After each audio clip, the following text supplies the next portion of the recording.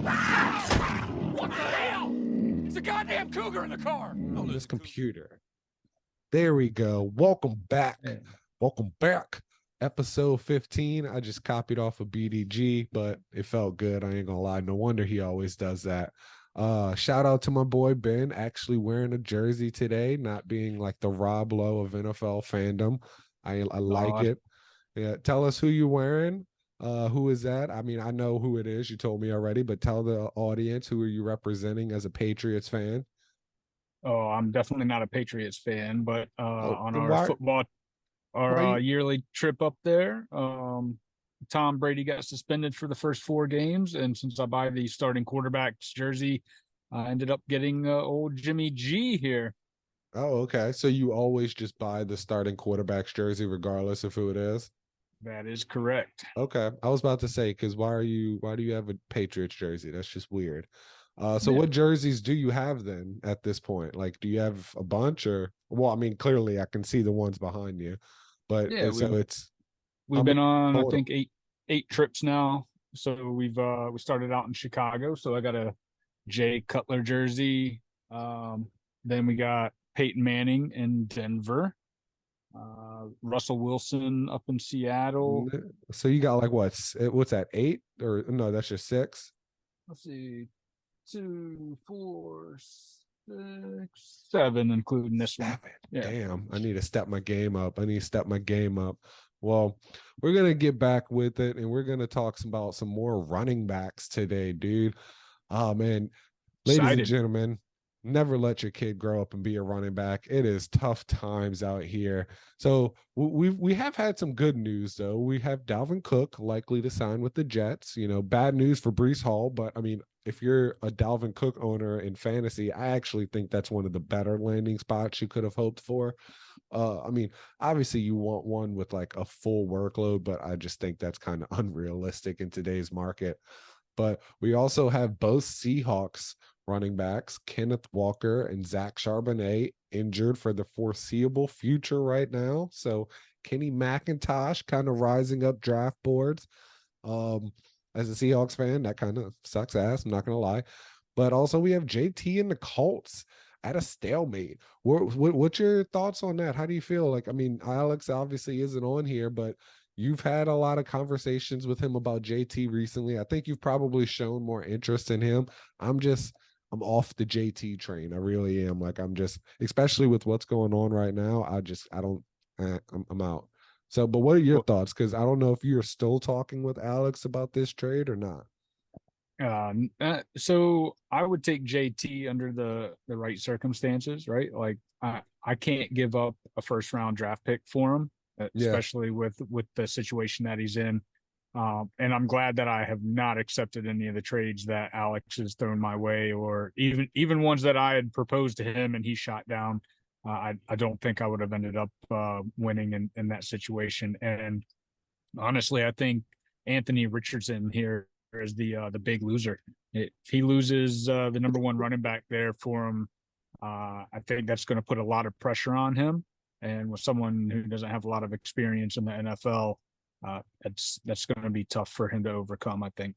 Yeah, well, I mean, they still have young guys out there. They have Deion Jackson, who proved to be usable last year, you know, and they also have the young guy, Evan Hall, who shout out to Alex, even though you're not here for the second episode again, you asshole. Just kidding. Not and really. It's not his birthday, so no excuse. Yeah. Actually, I'm not kidding. You are an asshole. I'm not going to be nice to you tonight. So, but I will give you credit because he did kind of shout out Evan Hall. That was one of his big guys that he had liked early on in our videos when he were coming out of the Senior Bowl. So he was a big fan way back then. So Evan Hall is someone who's rising up your draft boards as well. And we're going to see these guys have opportunity, him and Kenny McIntosh, and let's see if they can take advantage of it. But so obviously you still have JT if you're going into drafts, or if you have drafted already. We both had him as a top 10 running back in our last episode, you know, so now we're doing our 11 through 20. But if you're going into a draft, meaning you haven't drafted yet, how do you handle the JT situation? Are you waiting more? Like, I mean, obviously I think he has to drop a little, but like, are you just do you think it's not even worth the chance? So what are your Yeah, thoughts on it? I already had him at 8. I don't think he drops out of the top 10. If he does, he's still right around 10, 11. Like I just don't think with the So you don't if think he it's like a Le'Veon Bell situation where he just sits out the whole year or no, sits out maybe a significant time? I don't think so. And I know he's younger than Le'Veon Bell was when he sat out, I believe. But I think what we're seeing right now with the running back situation, once those guys start putting, the years under their belt, that's it. And I don't think these guys can afford to take a year off like Le'Veon Bell did and hope to land a big contract somewhere else. Right. No, I mean, I agree. I think really the route right now that's best for the running back, and it sucks. And again, never let your kids play running back, ladies and gentlemen. Jesus Christ, like this shit's getting ridiculous how bad these running backs are being treated. But you got to take a 1-year deal like Saquon did. And I think that's probably going to happen with Josh Jacobs is they're going to settle on a 1-year deal and then they're going to try to get the F out of there, and they're going to maybe not break the bank, but they're going to hopefully find someone that will at least pay them a little bit more than what their current team is. Because, Jonathan Taylor is a great player. He deserves to be paid accordingly. So let's jump in right into it, though, obviously, because I do think that if he was with at this rate, he is definitely going to fall out of my top 10 too. But had already written my 11 through 20, and so have you. So we're just going to go in with it as is. And then obviously we're going to take in, at least I don't know if you did, because I know you wrote yours a little bit sooner than mine, but I took into consideration things like Dalvin Cook being signed to the Jets with Breece Hall, and then also different things like that, obviously. Because we've had Zeke Elliott visiting the Patriots, which could drop Andre Stevenson more recently. And then also even Leonard Fournette, which was happening in our last episode, but nothing came of that. So, but I do want to go ahead and dive in. So let's not waste any more time. So let's start with yours because mine's a little bit more of a surprise. It's kind of a homer pick. I'm not going to lie, but he's a very talented player. So let's start with yours. Who is your number 11th? Actually, I think you said it on the last episode, but go ahead and tell us again. Yeah, I went with Pollard out of Dallas. Yeah, I you know did tell. you had him ranked as your number 4 guy, I and did. I'm much slower on him. I think that offense is not going to lean on the run as much as you believe. So I think he does have his catch passing abilities, pass catching abilities out of the backfield, and that's going to boost his stock a lot. But I also think that they're going to get the ball to Deuce Vaughn. We've seen a couple videos of him looking like a little baby out there on the field. Hey, But it he's a looks like they're powerful baby. he is, man, and Mini me. he looks so quick. And I tell Yeah. you, Mighty Mouse. Having a small guy like that who's able to hide behind his offensive line and then hit a hole that he sees that before the defenders see him, and if he can get moving, I think he's going to be a dangerous weapon for them. So that's why I was a little bit lower on Pollard. He did have just over 1,000 yards rushing last year, and that was with Zeke there, right? So splitting the load there a little bit. Still ended up having 40 catches, which I think we have a bet going on, right? It's We do. 60 Yeah. or over under, right? Yeah. So we'll see how that works out there.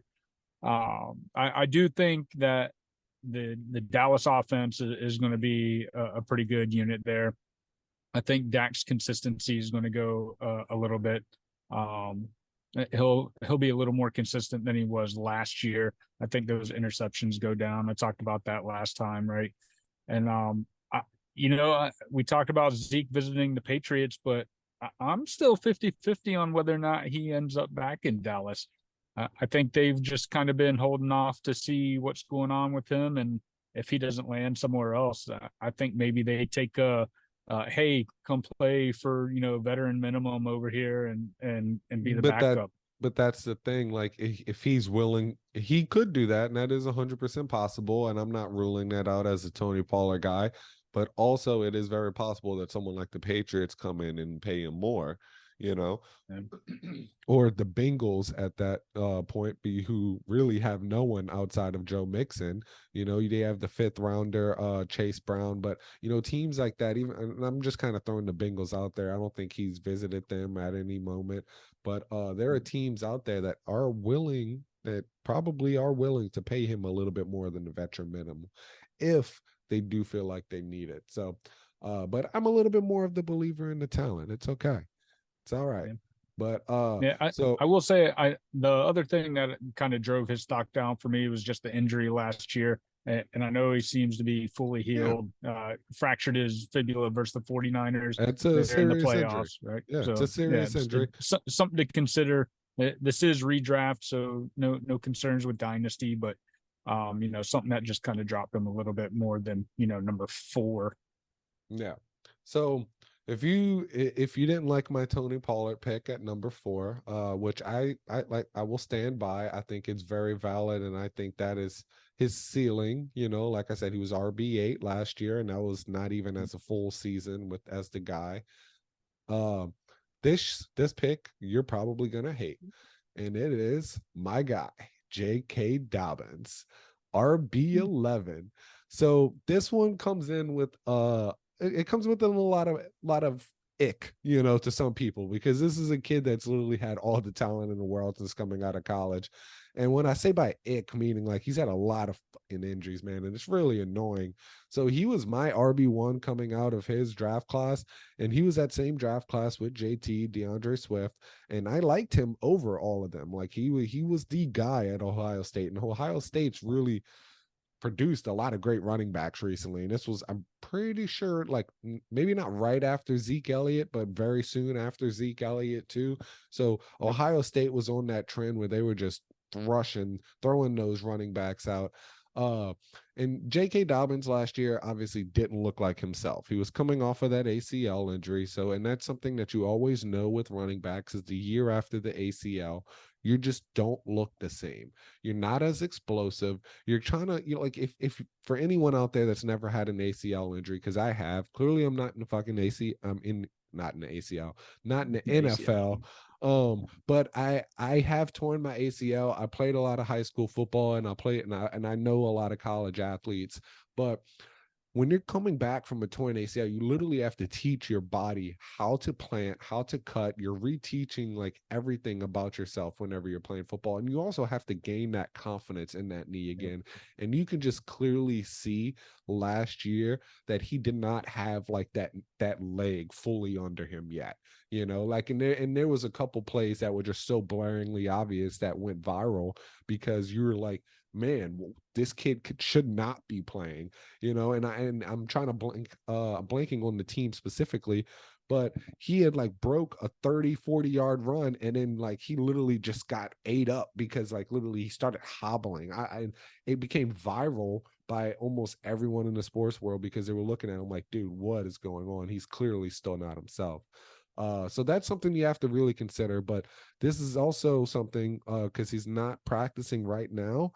But I also do think this is because he's expressed a lot of displeasure with his contract, and is likely a bigger reason why he's sitting out, as opposed to that he just physically can't because of some injury. And like I said, he was my RB1 coming out of the draft, but he's going to be in a new offensive system with Todd Monken. And I'm really confident in how this is going to work out, because this is the first time where Lamar is really going to have weapons around him, and he's going to have the ability to execute with those weapons. So meaning that he's not just going to have, you know, someone over the middle that can take that's just going to clog that up like Mark Andrews and be that safety net for him. He's going to have guys that can take the top over, like Zay Flowers, Rashad Bateman, but you also have your, you know, your Odell route guys, possession guys. So this is going to be a completely different new offense, and I think they're going to be able to open up a lot of running lanes for J.K. Dobbins once he gets going. And some of the last things that I do want to say is about that new offensive system is Gus Edwards has almost no pass catching ability. So J.K. Dobbins, now rushing quarterbacks are notorious for not throwing to their running backs, but if anything that would go to their running back, it's more likely it's going to go to JK as opposed to someone like Gus Edwards. And the year after that ACL recovery, I mean, the year after like 2 years, that's when you really start to feel like yourself again. So, but even after that, like, I mean, after last year and seeing all that he did and how he didn't look himself, he still had, and this was what's really impressive to me, honestly, his true yards per carry were 5.2, which ranked 4th in the NFL. His yards per touch was 5.7, which was 10th in the, I mean, 9th in the NFL. And his breakaway run rate was 10.9, which is 3rd in the NFL. And clearly he was visibly lacking explosiveness last year, but he was still making explosive plays. So this is a guy that has all the talent in the world. And I think now that he is healthy, he's going to make that jump and he's going to be that RB1 that we've always wanted him to be. Well, I'll tell you, I don't hate it as much as you think I might hate it. I actually have him as my number 14. And Okay. it's the biggest jump in rankings for running backs from last year's points in our league up to where I think he would end up or where I would take him. Yeah, I He was agree. 56th overall in points last year, and that was with missing 6 games somewhere in the middle of the Yeah. season there. And even You meant no, oh, I go was ahead. just gonna say sleeper even is kind of low on him as well. Like they have him as RB19 right now. Yep. So Yeah, we're both higher. and I do feel like he wasn't 100%, although it some plays he looked at it, and then others, like you said, you could see him kind of hobbling or just didn't have his his extra gear right. Right. And defenders were able to catch up to him, but I think he's a home run hitter, right? And that's where I think you get a lot of value from him. Um, you kind of hit on Lamar Jackson. Again, rushing quarterbacks, I've got concerns there, and the passing to the running backs. There's no other pass catching running back on the team, but yet he only had 8 targets last year. Yeah. So So that is that is something. Yeah. super surprising when I looked that stat up. Yeah. Like the entire I, season, he's out 6 games, but still only 8 targets. right. So I do think that will go up. And then, like I said, with the Yeah. Lamar thing, I think Lamar is shifting his mindset because he's openly come out to say that he wants to pass the ball more. He doesn't want to run as much. Now he's not going to ignore that because that what makes him special is the fact that he can run the way he can. But and when it comes to excuse me, sorry, when it comes to those targets, now I'm not expecting him those targets to jump up dramatically. Like we've criticized JT for being paired with Anthony Richardson for that same reason. Rushing quarterbacks do not throw the ball to their running backs. But whenever they did have Mark Ingram, there were a few screens that they would run and allow Mark to get out and make plays in the open field. And J.K. Dobbins is one of, like you said, he's explosive and he's also one of the most efficient playmakers in the NFL. So I think they're gonna not, like I said, he's not probably ever going to be like a 50 catch guy, but I think he can hover around that 30 catch range, with a That's what I was going fully to say. healthy season. 25 to 35 Yeah. is where I'd see it. And honestly, in that offense, I think he can hit RB1 or be in that, like, even to your RB11 to RB14 territory. That's I think that's perfect for him right in there. And honestly, I think he's a sleeper. He's a big sleeper and he could be a steal. So yeah, I do worry. You mentioned that he's not practicing right now, and they put him on the pup, so that's something that you'll have to monitor as you'll have time to goes monitor. on. And you mentioned he's not happy with his contract, but he also was not happy with his utilization in the playoffs, right? So, Well, he was, again, you want to, clearly wasn't healthy. He may have just started to feel like he was getting back to himself then, but like those ACLs, it's a different story. You have to, it's usually the full year after whenever you're actually feeling like yourself again. But let's go I just on. hope he doesn't get put in a JT situation. Oh, I mean, with all running backs, that's kind of just the thing you have to deal with at this point. Just keep bringing in those influx of running backs in your rookie drafts, guys. But now going on to number 12. Now we have Brees fucking Hall, Brees Lightning, baby. 7 games played. He is what you shaking your head? You disagreeing? You don't like Oh Brees yeah. Lightning? Yeah. Oh my I God. thought that I'm was a great completely nickname. disagreeing. Well, I just watched Grease the other day, and Grease Lightning's been stuck in my head. So Brees Lightning kind of feels great right now. Shout out to Grease. Don't hate on it. I like musicals. But Brees is, man, he's one of the, talk about explosive playmakers. He's one of the best, most explosive playmakers in the NFL last year. He only played 7 games, but he averaged 5 yards per carry last year. As a rookie, he had 80 carries for 463 yards. He had 19 catches for 218 yards and 1 touchdown. Now, obviously, you got Dalvin Cook likely signing there, so that's the big thing that's going to hover over there. But I'm betting on a late season push with this. Now, and again, this is probably something where Brees will more like, he'll fall in like that 12 to 15 range. I'm betting on the ceiling of RB12. So just because I believe in a talent, I kind of doubted his talent a little bit coming into the draft, and I thought Kenneth Walker was better than him. He is better than Kenneth Walker. That's just the unfortunate truth. But I still believe he will receive the bulk of those carries, and he will receive the important carries, like like the red zone. I think you'll probably get a close, maybe 60-40, type of target share between him and Dalvin Cook everywhere else.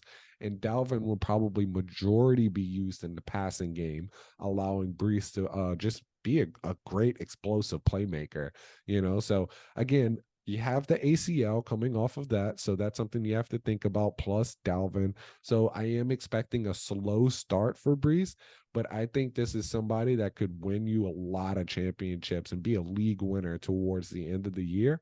Maybe even like, I mean, he's much better player than this person, but Jerick McKinnon, or even like how you had Cam Akers as top 10 last year.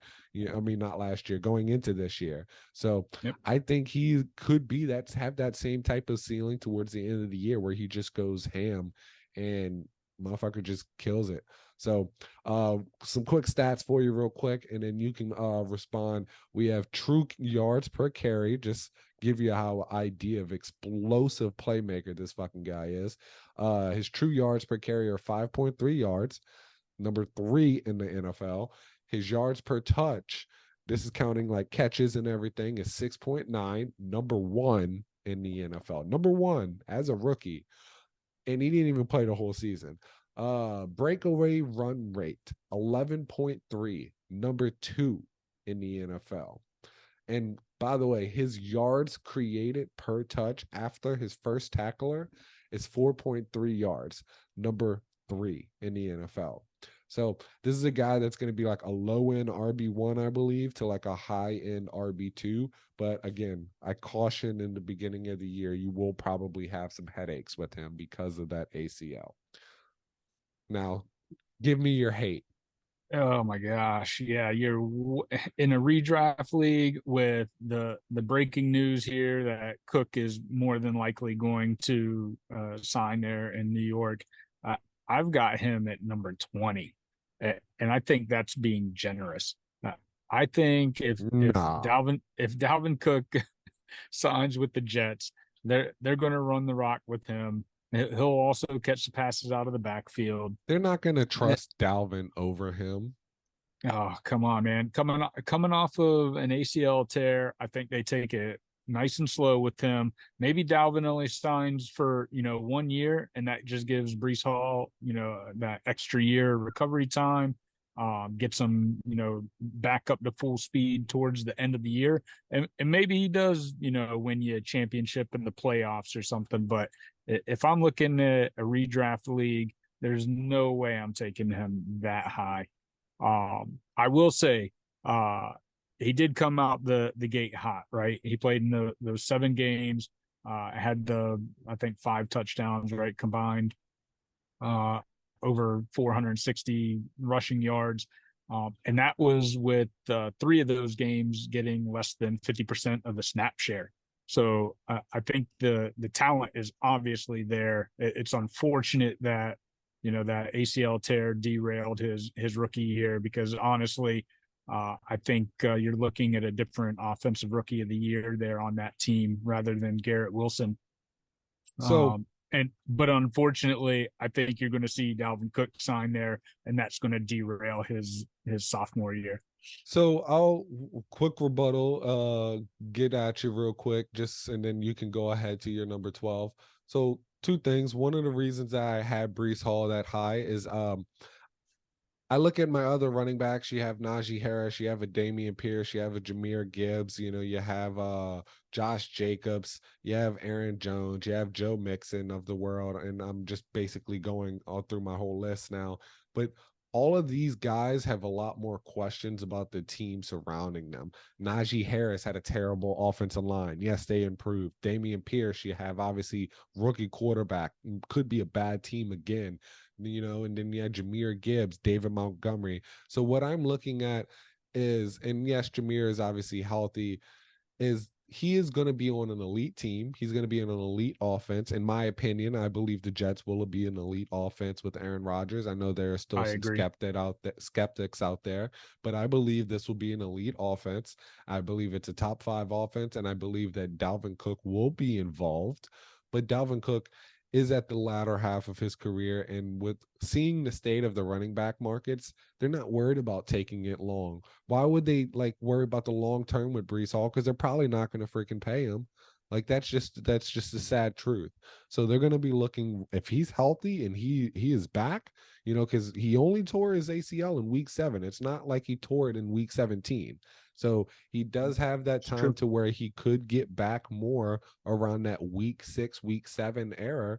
I don't know where their bye week is off the top of my head, to where he starts to feel back to himself, and then he just goes on a 10-game stretch from week 7 on to week 17, and he wins a ton of fantasy championships, because he proved that, and you kind of made my point for me, that he doesn't need a ton of touches to be able to be successful.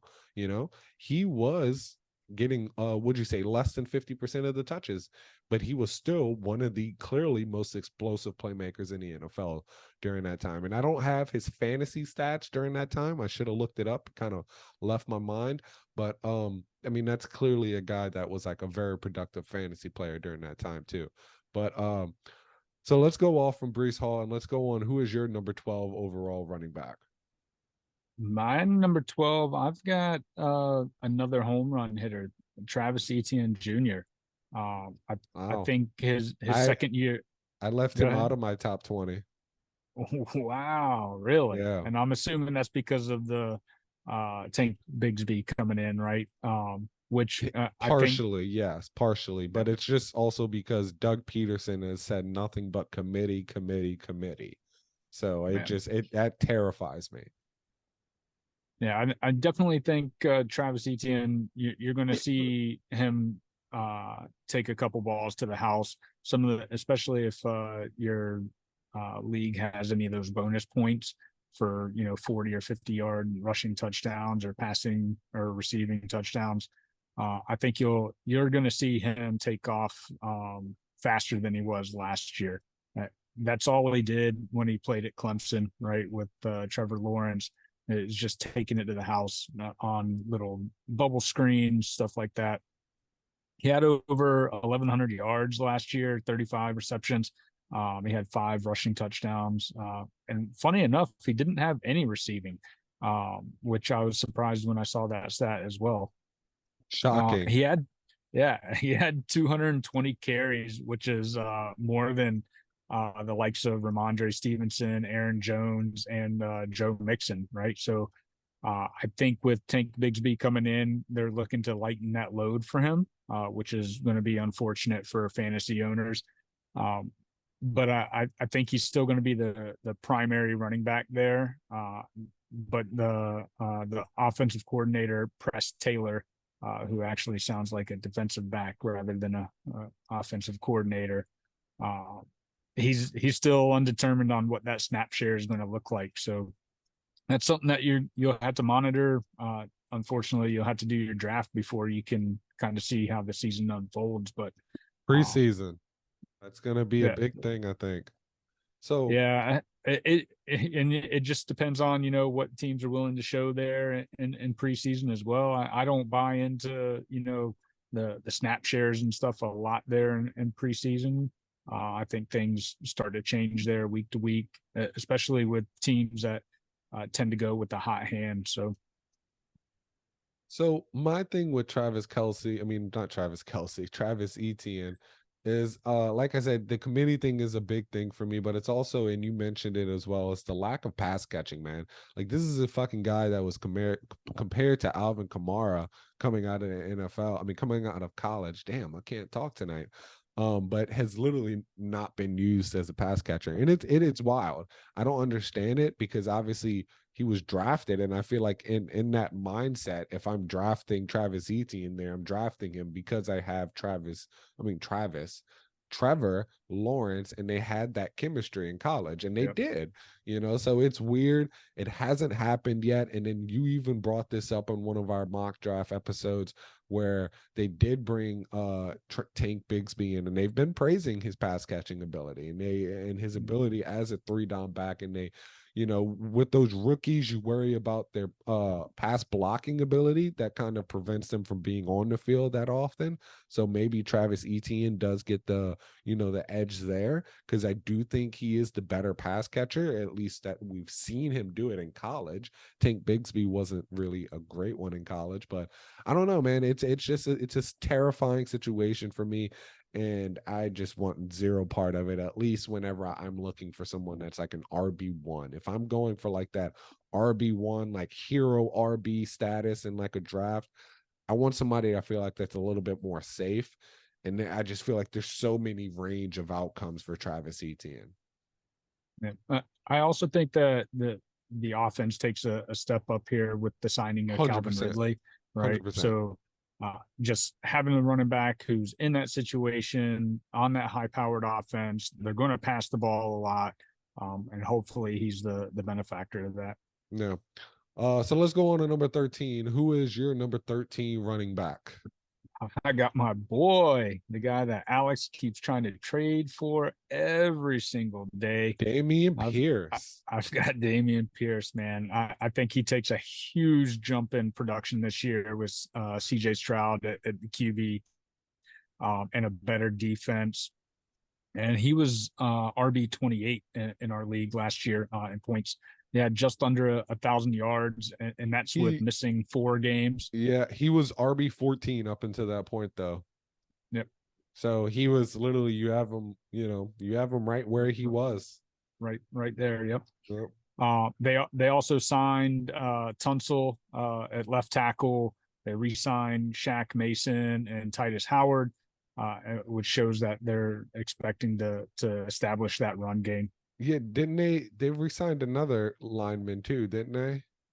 Yeah, there's I think they gave another decent contract out to another lineman. But go ahead, continue. Yeah, they're very important. That's a big thing. Yeah, I think when they're working on their offensive line like that, it shows that that's what they're trying to do, is establish that run. Dameon Pierce has also been working on his pass blocking. He's been praised in the offseason for stepping that part of his game up. So I think that keeps him on the field a little bit longer, even with the signing of Devin Singletary, which I'm not worried about at all. Yeah, I mean, I'm not really either. So spoiler alert, Dameon Pierce is my number 14 running back. We're one apart. Nice. You know, so I'm gonna talk a little bit more about him after I go over my 13. But yeah, I mean, I'm not very worried about Devin Singletary either. Like I agree. Like we're pretty fair on this. Like one spot apart isn't really anything. I love the talent, man. I thought he was more Mark Ingram coming in, and I still think he may be a Mark Ingram style player. I don't know if, like, his Alex kept trying to convince me he's Frank Gore. I don't know if he's Frank Gore. Like that, just saying that feels bad. Like, I don't know. You just, maybe not bad. It's just hard because Frank Gore is Hall of Fame. But like, I think Mark Ingram is a good comparison. He's a high energetic, very powerful runner, you know, and but he may be a little bit better than that, you know. So Dameon Pierce is a very interesting player. Anything else you wanted to say on him before we move on? No, that's really all I had for him. Alex, quit trying to trade for him. You're not getting him, Alex, especially not for JT. Alex, if you want Damian Pierce, hit me up. I got him in Jay Cutler 6. I want that first round pick. Let me get that shit. Pay up, bitch. Now going on to my number 13, I got your boy who you loved in our top 10, Najee Harris. Now I was talking shit about him in the last episode, but I actually do really like Najee as a player. And going into his stats a little bit more was kind of eye-opening about how bad their O-line was. It was bad, man. And I don't know if it's like one of the worst O-line we've ever seen, because I don't fucking dive into O-line stats like that. Like, I'm not one of these fucking football nerds that just get off on pancake blocks. But I do like to I do like to deal with the shit that deals with fantasy, obviously, and leaning in and learning a little bit more about Najee's talent. Now, he had obviously a spree last year where he looked like shit. He did. He had that plate in his foot. He looked slow. He looked like he was almost running flat-footed, like very Trent Richardson like, where and there was even a play that again went viral on Twitter where he got like caught a pass in the flats and then had like 3 defenders and one left a wide open lane, but for some reason he just like stomps his feet and then runs directly into a defender. It was one of the stupidest plays I've ever seen. But I love Najee as a player, and saying all that, he still finished as RB 15 last year, I think. Excuse me. Yeah, I should have wrote that down. I thought I did. Look that up for me real quick. But he had 272 carries. He had over 1,000 yards, finished just over 1,000 yards at 3.8 yards per carry. So the yards per carry is still shit. He hasn't really gotten that up. And hopefully that does improve this year, because they have brought in some very interesting talent. I think Mekhi Becton went there, I believe. They drafted an O-line. It was either Mekhi Becton or Darnell Wright. I'm blanking on the name right now. So they brought in him, and then they also brought in big boy Darnell Washington, who has been tearing it up in camp, apparently. Like, and at least for what we know that he's great at with his blocking prowess, just being a strong ass motherfucker. But just a little bit more into Najee, he's very safe. I think that's what he's going to be known as, is one of the more safer running backs in the NFL, at least when it comes to fantasy. He's not a sexy pick, but he's going to get the job done. It may be ugly, but he's going to get the job done. He played 17 games last year, and he had 69.9% of the opportunity share, which was top 10, which this was kind of surprising to me as well. He actually ran 249 routes last year, which was top 15, coming in at number 14. And he shows enough usage in the passing game. Now, you do have to keep in mind with Jaylen Warren, who they do also like, but Jaylen Warren is a smaller back. I don't think he's going to steal Najee's job like this fucking guy Shala Keys in our league keeps trying to convince people of. I don't know his real name. I just call him Shala Keys. Shane. Fuck you, Shane. But they do, like I said, they had a terrible offensive line last year. It's gotten better with I can't remember who they brought in, Mekhi Becton or Darnell Wright. It's one of those two. But this was one thing that was very impressive to me. Najee Harris was invaded 101 tackles last year. He was sneaky elusive. Now, that's not something you look at him when you see Najee and you think of, but he was ranked, and that's number 4, by the way, in the NFL. So this is somebody who is literally getting, as soon as he's touching the ball, he has fucking giant ass linemen right in front of his face. So Najee, he's going to get the volume. His offensive line is improving. I don't believe in the quarterback, but I do believe in the coaching. I believe in Mike Tomlin. I'm blanking on their OC's name right now, but and Mike Tomlin we trust, man. That's all I have to say. And Mike Tomlin we trust, and he will get that team right, and I think he will get Najee right, and Najee will continue to be like that top 15-ish running back. Yeah, I agree. I think Tomlin, he's a known winner, right? He's going to do what he needs to get that team back. I think with Kenny Pickett coming in, he just wasn't ready.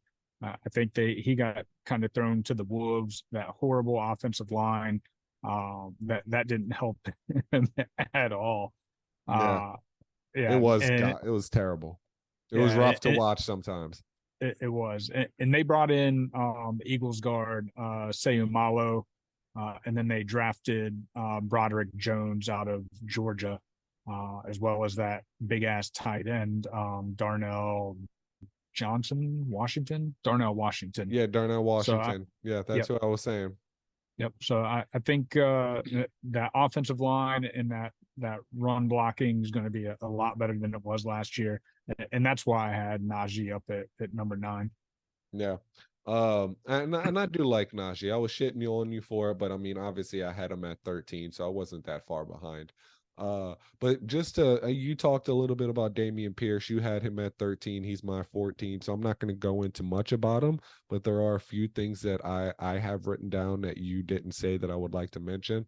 And that said, he had a 73% opportunity share, which was 6th overall in 2022. So they trusted him with that rock last year.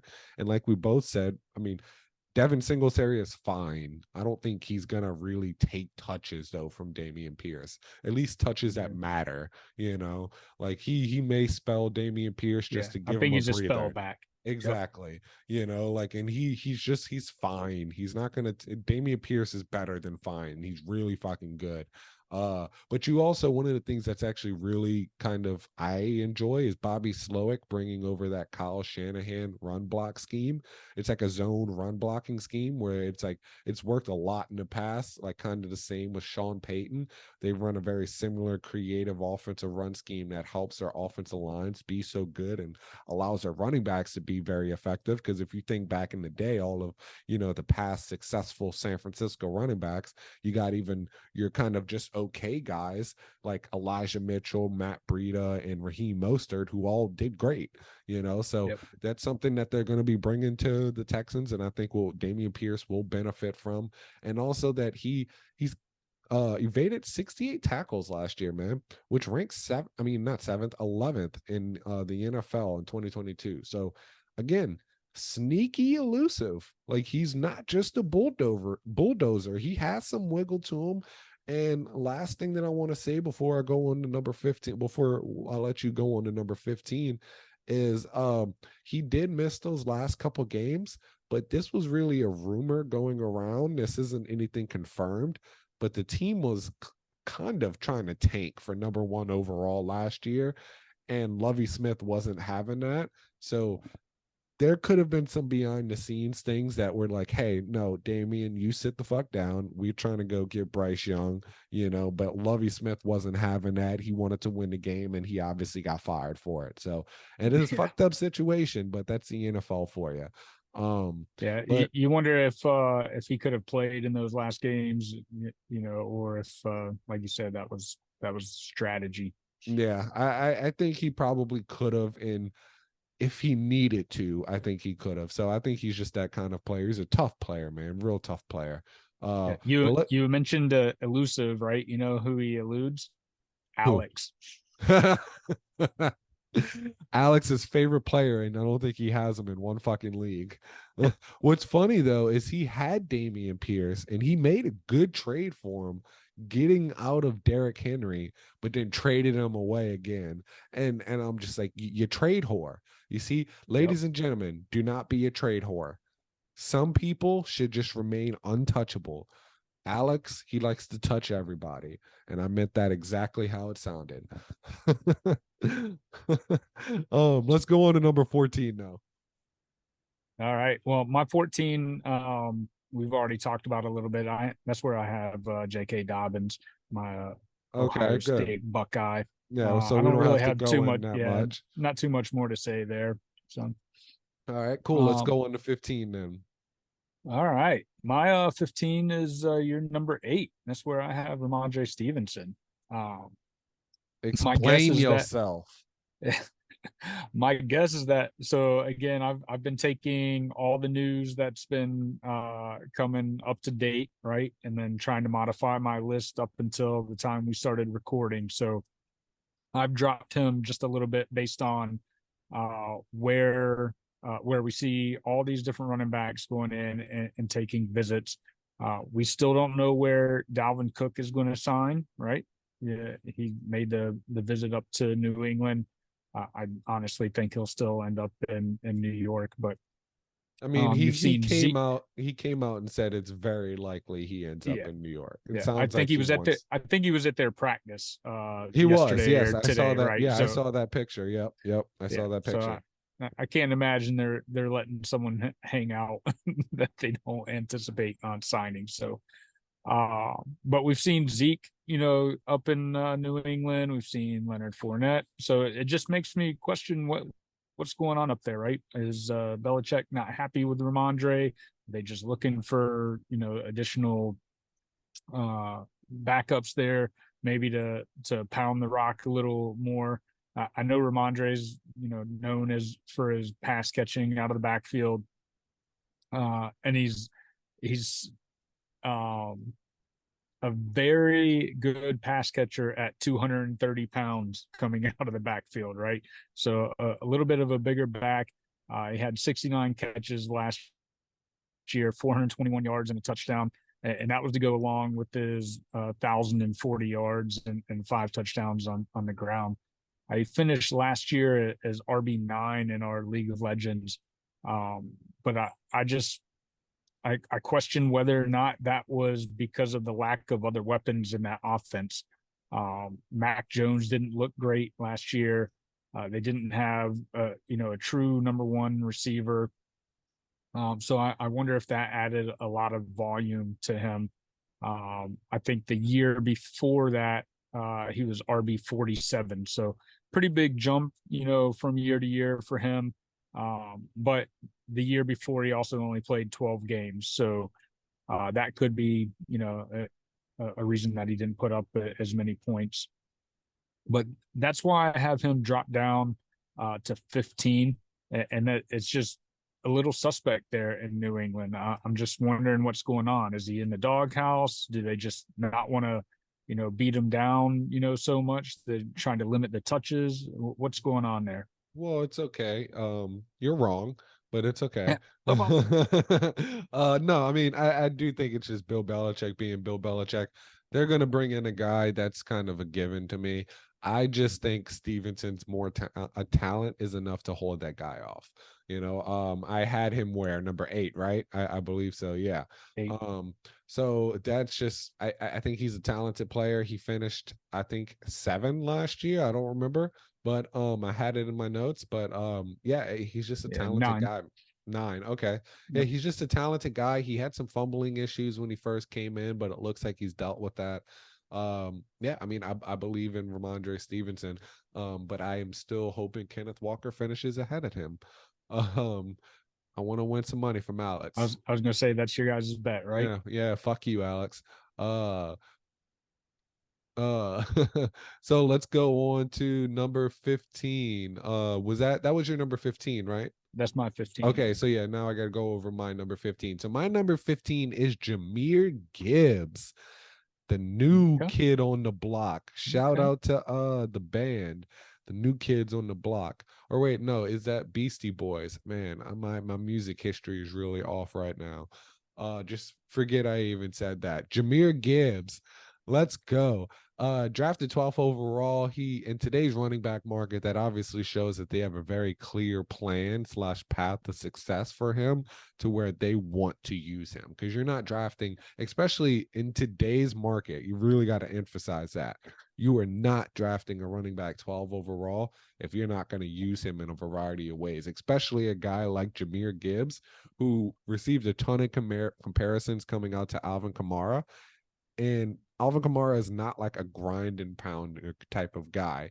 The Saints have tried to use him like that the last few years, and they've kind of been running him into the dirt. So that's why they brought in Kendra. That's why they brought in Jamal Williams. So they have like that kind of compliment guy.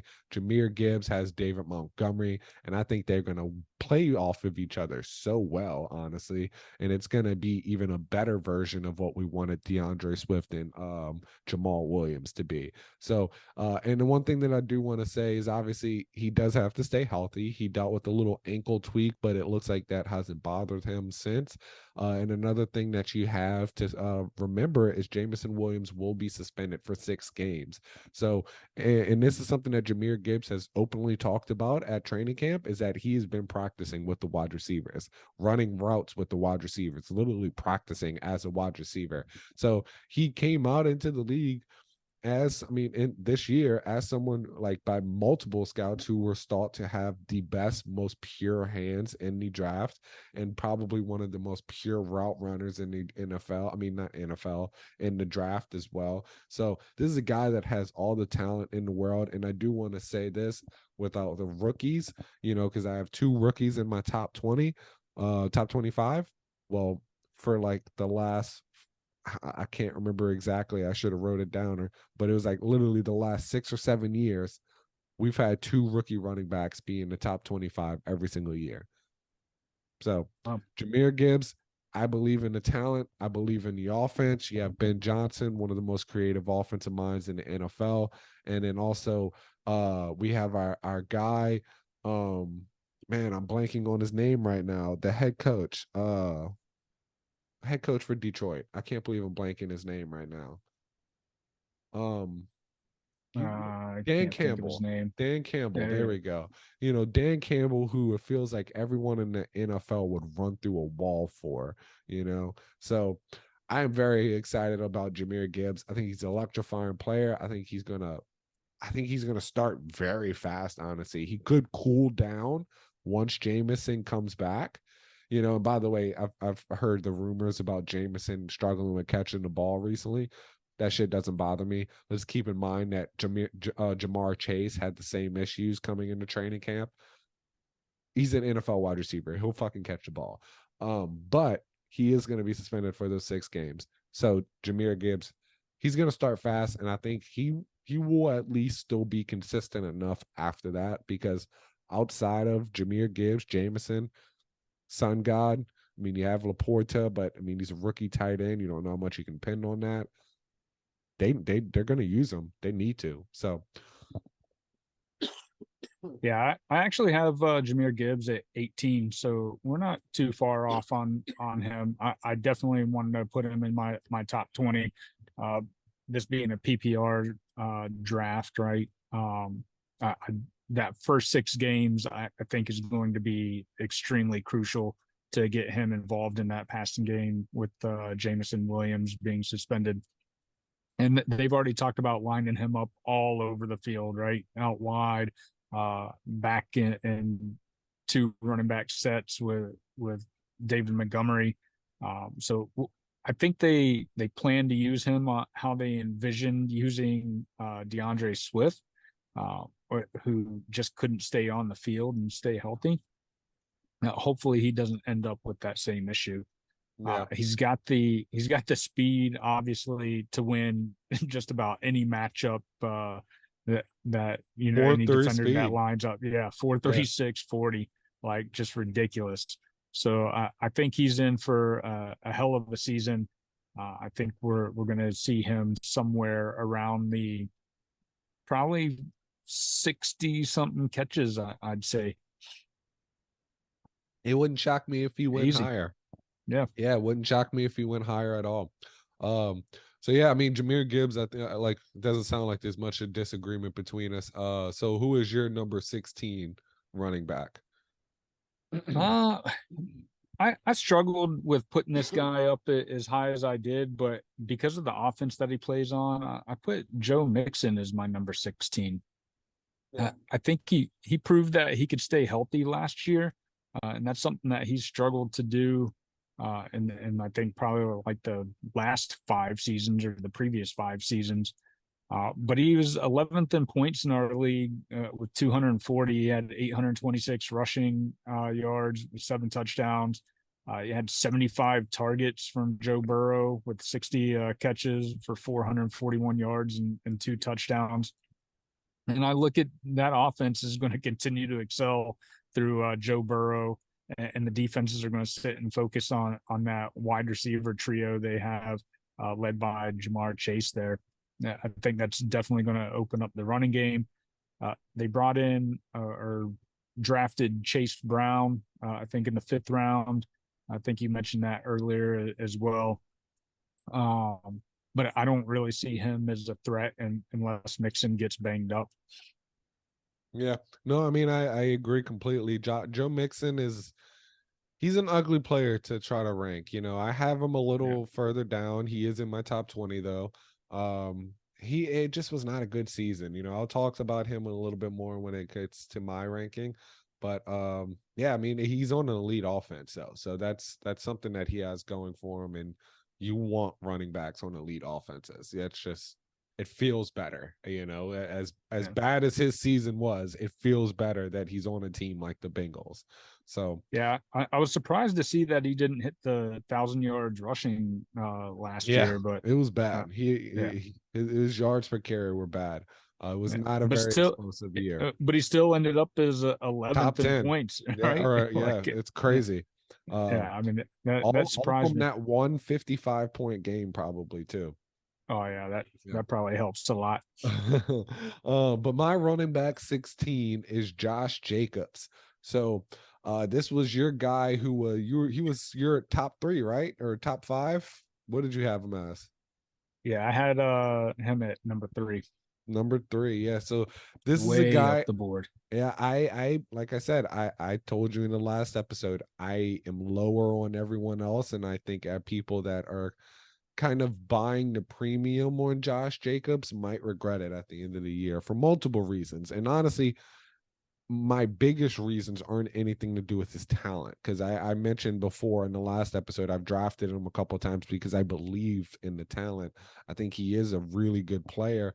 I think fantasy wise, I don't know if he's going to get the the stuff that we want, especially right now where he's left training camp. He's not in Vegas and reportedly has already left, like on a plane, and he's not coming back in for the foreseeable future. He's not signed his franchise tender either. So he's never been a huge player outside of last year, and you don't see running backs really take elite jumps like that, like almost ever, that without at least showing elite traits beforehand. Ergo J.K. Dobbins, who, like I said, was an elite style efficiency runner, and just an efficient playmaker. You never really saw that from Josh Jacobs. We talked a little bit about it whenever you had him, and I broke down some of his yards per carry. He had 4.8 his rookie season, and then he had 4.9 this season. So I don't know. I'm not a fan. His ADP of 20th overall is way too rich. His O-line is improving, but it still has a long ways to go. So just to kind of break it down a little bit more, he had obviously 340 carries, 1,600 plus yards. I don't have to really mention that. He balled out there. But his stats, when you really break them down, were kind of interesting. He had a 15 breakaway runs, which was 6th overall, but he had a 4.4% breakaway run rate, which was 31 overall of available running backs. But yards created was 1,233, which was 1st overall. So he created a ton of offense for that team.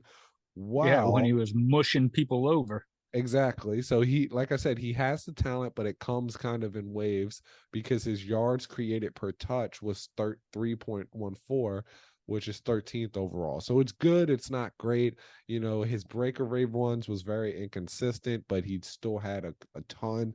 It's just they would come in certain games. Like I think a lot of the breakaway runs was kind of stewed towards when he just fucking steamrolled over the Seahawks, which sucks. But yeah, I mean, Josh Jacobs, I think he's a guy that's probably going to hover around RB 15. I don't think he's going to be a guy that's going to be that elite RB 1 like everyone wants. And I think people are going to regret it big time once they have to actually pay that elite RB 1 price. So yeah, I talked about this last podcast, but I think when you look at the 3 running backs there's only 3 running backs that had 300 points or more in our league, and he's one of them, right? I can't remember exactly how many he had. I think that's hard to ignore. pushing him, especially way down the list like you have. Yeah.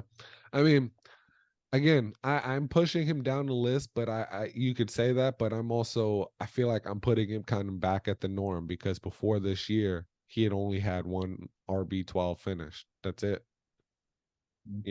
So he's kind of a guy that's hovered around RB16, RB15, and that's I broke that down in the last episode, so I'm not really going to talk much about that anymore. But let's go on to RB17 so we can go ahead and get out of here. So I'll go first actually. So my RB17 is Aaron Jones. So this is some love for you Packers fans out there. A Packers beat writer has written that he apparently hasn't missed a beat in camp, and he's been dominating and creating some good chemistry with Jordan Love. With Jordan Love taking over as quarterback, you would assume that Matt LaFleur can finally do what he wanted to do from the start, because clearly he wants to run the fucking ball. Whenever you have Aaron Rodgers and you need a weapon, but you draft AJ Dillon in the second round, that means that you clearly have a mindset to want to try to run that rock and slow the game down a lot. So hopefully, to kind of ease Jordan Love into that, he can do that this year and just run that rock with Aaron Jones and AJ Dillon. Now, last year he finished as RB9, so he was an RB1. He was an elite guy, and it seems like everyone's just kind of waiting for Aaron Jones to fall off, but he never does. So I wouldn't be shocked if Aaron Jones finishes higher than my RB17 ranking. I really wouldn't. It would not shock me at all, honestly, I would kind of buy him because he's also, my RB17 ranking is kind of closer to what the consensus is. So I think he's a great buy in redrafts right now. He's someone that I would feel very comfortable taking in the back half to middle of my second rounds. And his opportunity share does hold him back because it was ranked 29th overall at only 54.2% of the touches. But he was 8th in total targets for running backs, 13th in routes run, 5.6 yards per carry, which was 12th. He had 80 evaded tackles, which was 9th overall, and his true yards per carry, which was 5 yards per carry, 7th overall. And he created 893 total yards. Not total yards, yards created through his rushing with 8th overall. So this is a guy, we've been talking a lot about explosive playmakers.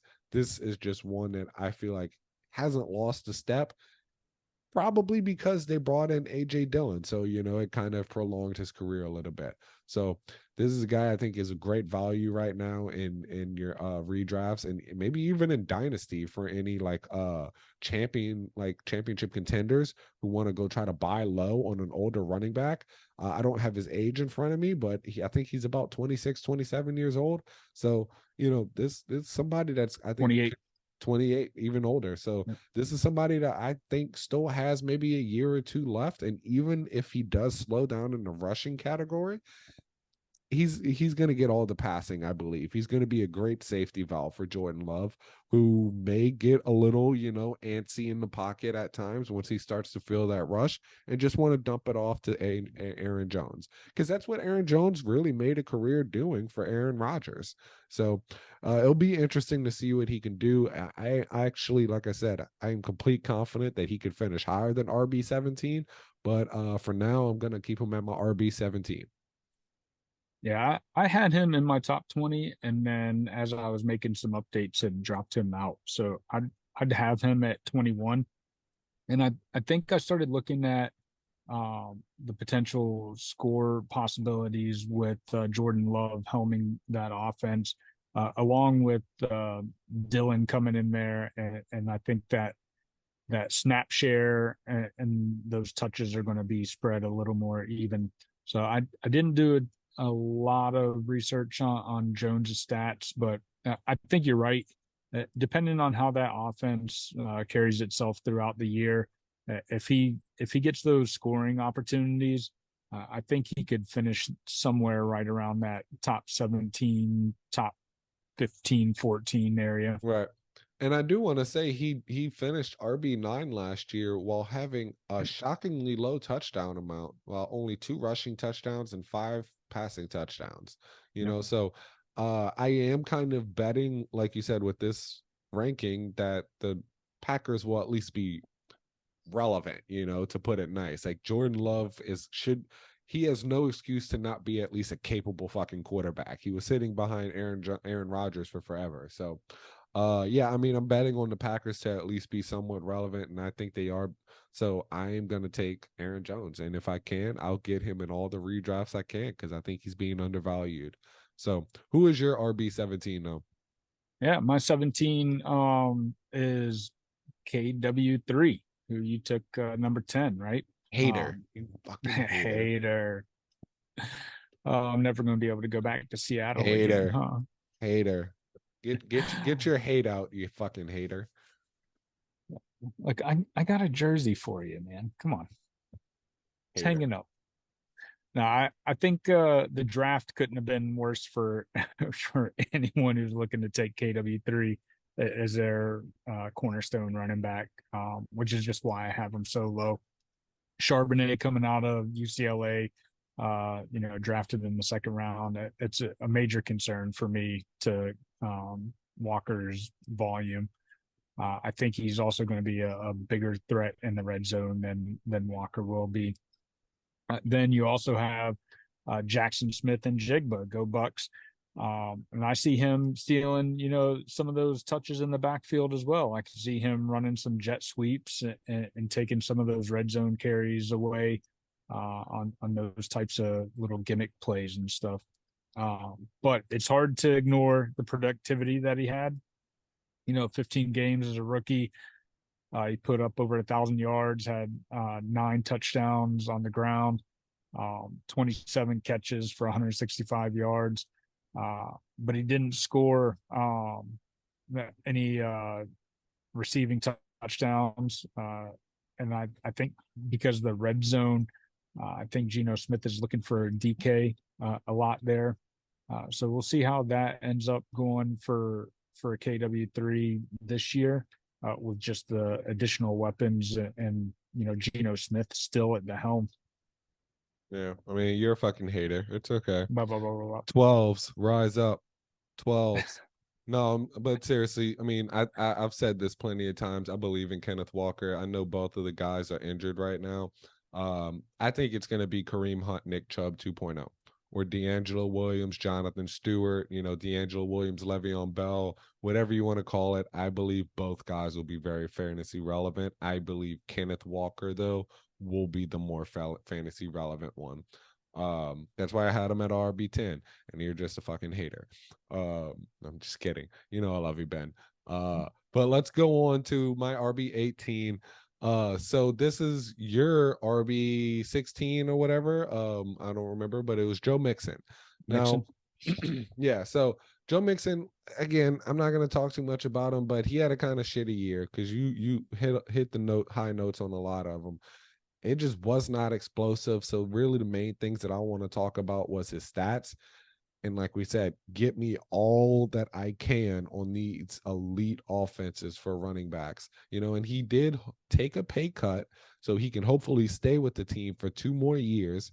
So to be able to take a running back on an elite team for possibly 2 more years with no real threat, like we mentioned, I mean, that's hard to pass up on. So that's why he comes in at my RB18. He had a 73.7% opportunity share, which ranks 7th in the NFL. He ran 277 routes, which I think you actually said. And he had a 13.9% target share, which was 7th overall. But this is where it gets really ugly is his true yards per carry were 3.7, which ranks 61st. His yards per touch was 4.7, 35th. And his yards created 633, 21st. So not really, you worry that there's really no explosiveness left with, came out weird. No explosiveness left with Joe Mixon. But I mean, again, it's the Bengals, it's Joe Burrow, it's Jamar Chase, T. Higgins. It's going to be elite. It's going to be a high-flying offense. You just hope that he's able to fall into the end zone for 10 times again like he did last year, or 9 times, Yeah. So To go on, because I mean, we don't really need to talk too much more about him since you hit a lot of the good notes with him. I am going to go on to my guy, Dynasty Darling of 2021, Javonte Williams. Now, I really fucking like this guy, dude. Like, I just think a lot of people are kind of sleeping on him. Again, it's understandable because of the ACL, and it's going to be tough, but I'm thinking more, I guess, long term here as well, but also short term because Sean Payton has gotten things like out of almost nothing at running back. That kind of came out weird. So he's gotten production out of almost no name players at running back, is what I was getting at. You know, you look back at the history: Pierre Thomas, Kyrie Robinson, Chris Ivory. You know, just random names, Mike Davis. Just all these guys were very fantasy relevant running backs at one point under Sean Payton. So he is coming off that ACL, like I said. But to me, this tough. To me though, this is a player who, again, just like J.K. Dobbins and Breece Hall, has league winning upside. You know, that they will, less J.K. Dobbins because he's actually healthy now, more Breece Hall and Javonte Williams, where they're going to start slow most likely, but I think they're going to finish very, very strong. And Javonte, he's supposedly going to be playing that Alvin Kamara role. So if he's getting that pass catching and he's going to be making those explosive plays, and we already know he's one of the most elusive running backs in the NFL. We've seen that from college, and it translated very well his rookie season as well. So this is something that gets me excited. And then also, in this time with the Saints, I've said this plenty of times, but Sean Payton has never had less than a sixth ranked rushing unit. So they're going to run the fuck out that rock. They improved the O-line, thank God. And it's going to be similar, like I said, with that Kyle Shanahan scheme, except this time it's from the OG, Sean Payton, who started the shit. You know, so I love Javonte Williams. He's being underdrafted right now, especially on Sleeper, because he's only ranked as RB29 on Sleeper. I think he could be an RB2 with some really great spike weeks. You know, I think he's more RB2 where he's probably just going to be, he may help you, but not hurt you in the beginning of the season, if you get what I mean. You know, like someone who doesn't really hurt you, but just kind of gets by. But towards the end, that's where I think he can really help you out and win you some championships. I'm a big fan of the talent. I'm a big fan of the coach. And I think they're gonna, man, I think Javonte Williams may actually turn out to be that dynasty darling we all hoped he could be. Even though this is obviously a redraft setting, I still think he'll do very well this year. Yeah, I agree. And he's another one of those players that I was kind of like juggling, like where they fit in. And I left him off my top 20 only because of his return from injury and it just being redraft. Yeah. I don't think Samaje is going to end up taking, volume away from him once he's ready to go, right? In the beginning, sure. Yeah, first couple games, sure. Yeah, but I think let him come like back, you said, once the season starts, getting into full gear, he's going to be ready to go. So I agree. Yeah, love Javonte Williams. So who is your RB19? My RB19 we talked a little bit about is Dalvin Cook, right? And that's okay. Yeah, that's pretty high. You have him right? over Breece Hall. I have him over Breece Hall, and I think we talked a little bit about that. I think he's going to end up signing there with the Jets. He's going to be the number one back, and they're going to feed him the rock, right? Interesting. He's going to have Aaron Rodgers, giving him the ball. He's going to be behind that great offensive line that they have there, and I think he's going to end up.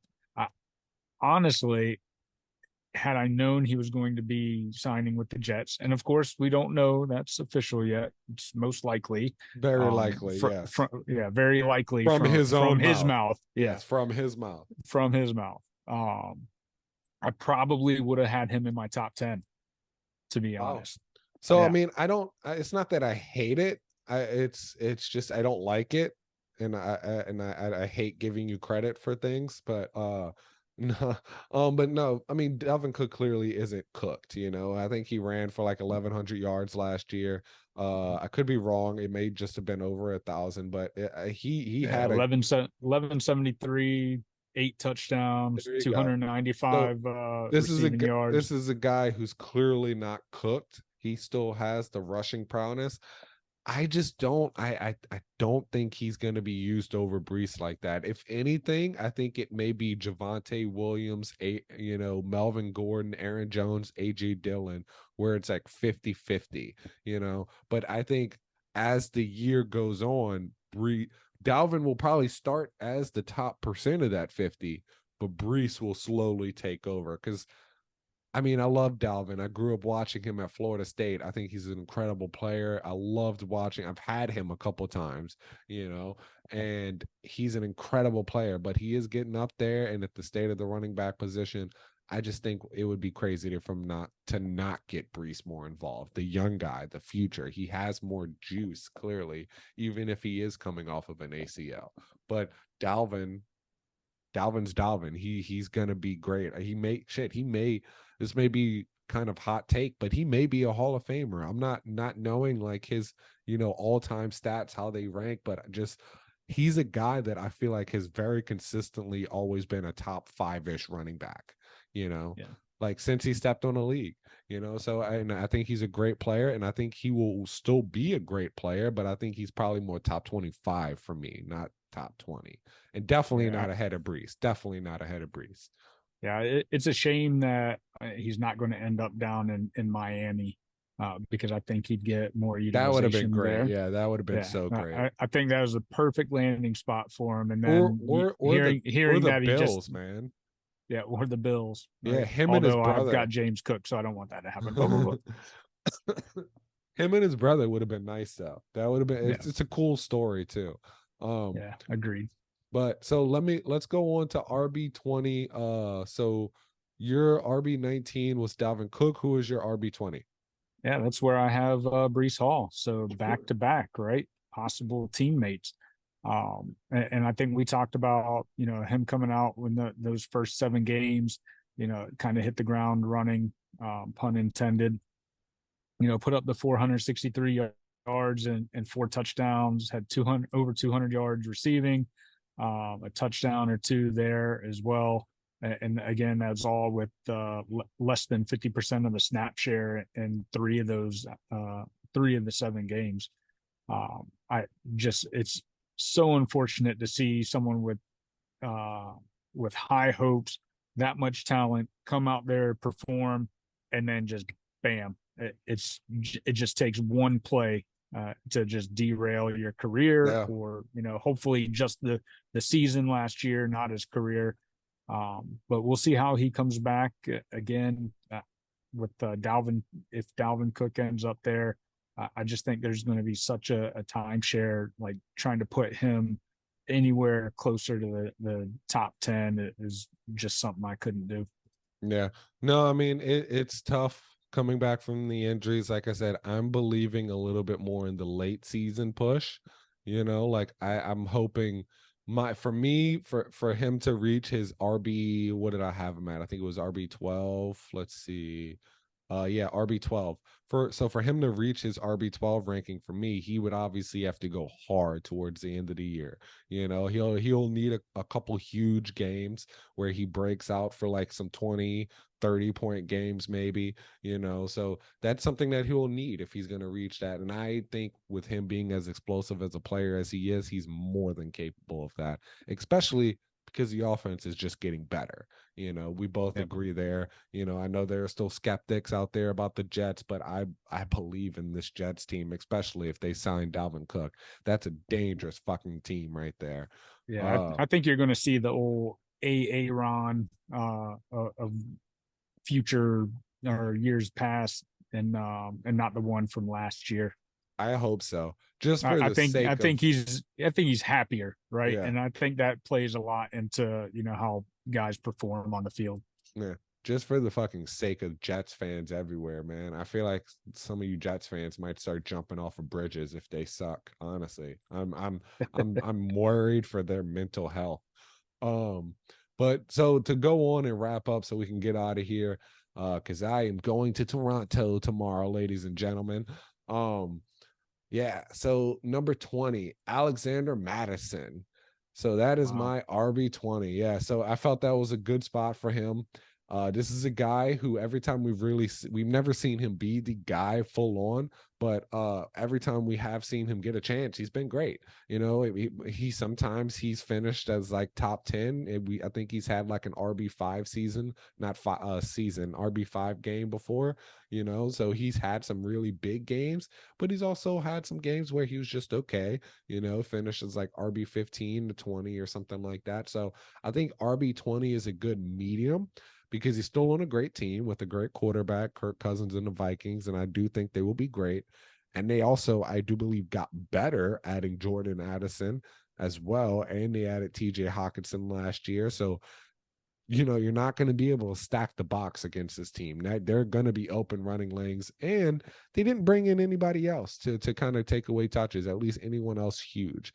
They have some younger guys, but again, I think it may be kind of a situation where it was with him and Dalvin Cook. If anything, they have a young guy who shows some explosive upside, and he kind of just comes in and gives some breaths every now and then. But I think for the next few years, Alexander Mattison is the guy. You know, or he only signed a 2-year contract, so at least for the next 2 years, Alexander Madison's the guy. You know, and I think he's going to do very well. I think he's going to be an RB2. You know, that's could have some like spike weeks and, you know, have an RB top 12 season one. I mean, I keep saying season, RB 12 game, you know, a top 12 game or a top 12 week every now and then. But this is a guy who's likely just going to sit around that middle of the pack. And I mean, but it wouldn't shock me if he'd finish better. And we're talking about him as a top 15 running back at the end of the season, you know, so he has a ton of talent and he's still pretty young. So, yeah, I mean, I believe in Alexander Mattison. I believe in the Vikings. And you know what? Shout out to Kirk Cousins, man. I'm a fucking fan of you. I used to be such a hater, but the quarterback show, it made me actually a really big fan of Kirk Cousins, man. And I'm rooting for the Vikings next year. I really am. You know, I think it would be so awesome to see Kirk actually make a deep run into the playoffs because he just seems like an awesome guy, and he great family man, works real hard too. So he just and he just looks like a stereotypical fucking dad with that face, and he has a giant forehead. And I mean, I'm one to talk, look at my giant forehead, you know, but still, I kind of got off of Alexander Madison, but I like the you're Vikings. in love with Kirk Cousins is all I heard. I like Kirk. Is that who you're going to Toronto to see? Like, yeah, hey, maybe. But no, shout out to Kirk Cousins, man. Shout out to the quarterback show. I'm excited for next season. We're gonna have Joe Burrow. Hopefully, we have Justin Herbert because he said he's open to it. I think that would be a great season too. But yeah, I mean, that's our top 20 rankings, guys. Who's the quarterback that declined? Was it Jalen Hurts? They had a couple. Yeah, like Jalen, Dak Prescott, Justin Fields, Lamar Jackson.